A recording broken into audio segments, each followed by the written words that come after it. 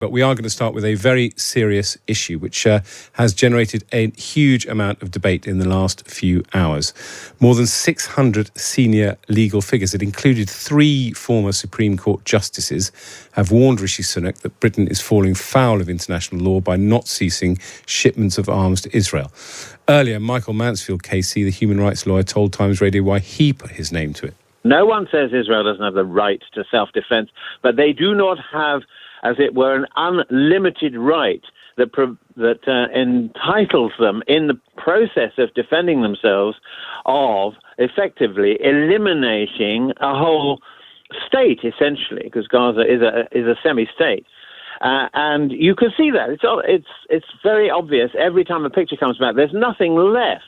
In a moment, we'll speak to Natasha Hausdorff. She's a barrister and the legal director of the UK Lawyers for Israel. But first, just before we came on air, I spoke to Sir Geoffrey Nice, KC, the former lead prosecutor of Slobodan Milosevic and chair of the China Tribunal. I began by asking him whether he supports this letter. It's an interesting letter. It's very long and it's signed by 600 people. And it's always surprising if 600 people are going to entirely agree on a long letter. However, there are 2 things about the letter. First, it may be subject to legal discussion. For example, Joshua Rosenberg has raised a point this morning which may embarrass the the Supreme Court justices who signed it. That's a matter between him and them.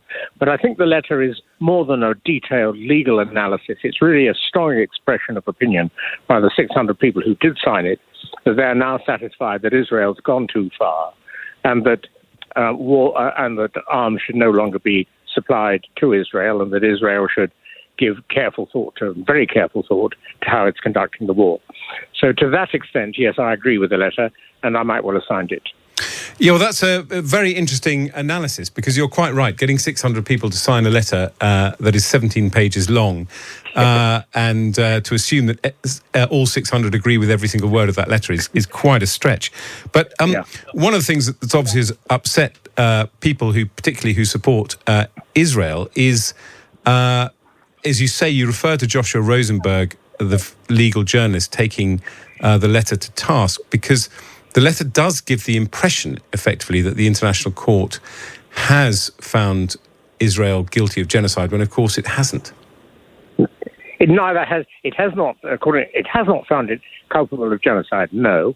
It has not necessarily found a plausible case of genocide, because the judgment, as Rosenberg says, is a finding of a plausible case for irreparable loss of rights to be protected against genocide by the Gazan people.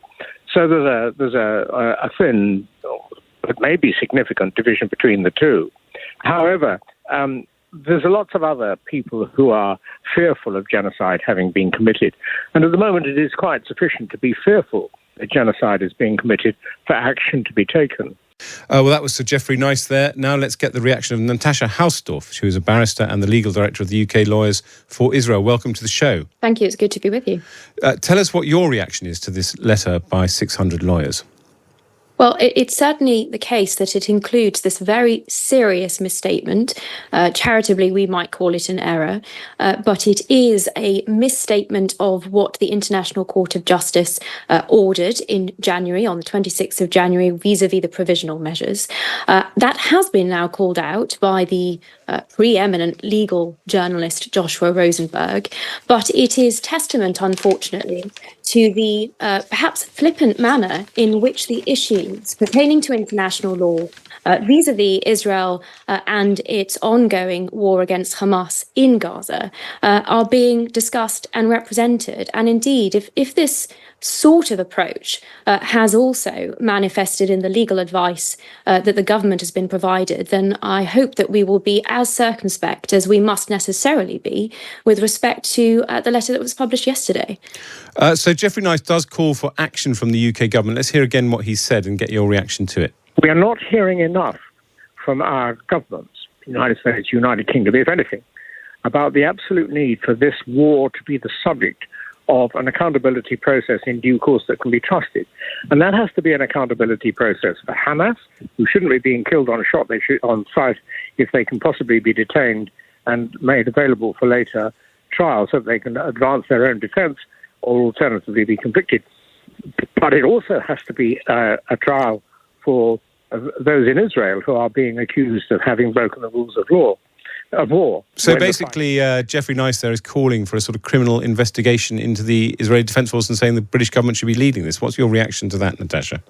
It's extraordinary that we've seen that practitioner calling, essentially equating, that he's drawing an equivalence between an internationally prescribed terrorist organisation that uses breaches of international law as its modus operandi and seeks to generate the highest number of civilian casualties that it can in order to put pressure on Israel against a law-abiding state that is democratic, accountable. There is a case in the Israeli Supreme Court today challenging issues to do with its international aid provision. These calls for an international criminal process utterly belie the reality of this situation, which is that, and we've heard this from legal and military experts, some of whom have been on the ground in Gaza, who have been clear that Israel's adherence to the laws of armed conflict and international humanitarian law supersedes any other law-abiding state in the history of warfare. What we are in fact seeing, and this letter yesterday is a perfect example of it, is this phenomenon of warfare, of seeking to abuse international law in pursuit of a particular agenda against Israel. The reality is that through warnings, through its upholding of the principles of proportionality, necessity, distinction, and precaution, the ability that Israel's had to minimize civilian casualties is unprecedented. And you just need to look at previous conflicts, UN statistics that put the civilian to combatant ratio at an extremely disturbing 9 civilians for every 1 combatant killed.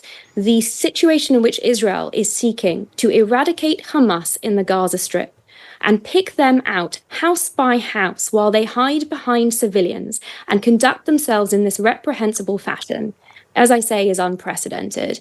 And in that context, to have essentially to serve the interests of Hamas, to encourage Hamas, and no doubt this has caused them to walk away from negotiations in the past, all Hamas have to do in this situation is hang on and hope that international pressure will eventually stop Israel from exercising its lawful self-defense against this terrorist organization, prevent it from dismantling Hamas entirely, and that will be sufficient for Hamas to have won. And what is significant within this context is that Israel is not just fighting this war on its own behalf.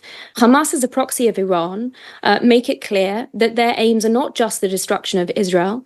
They seek to combat our way of life here, and they hold themselves in opposition to Western liberal democratic freedoms. In that respect, this letter does more harm than just to Israel, but it really serves a very concerning precedent, I think, for the proper ability to combat this threat that we face here across the West. Natasha Hausdorff, barrister and legal director of the UK Lawyers for Israel, thank you very much for coming on the programme and talking about the letter issued this morning by 600 lawyers calling for the UK to stop selling arms to Israel.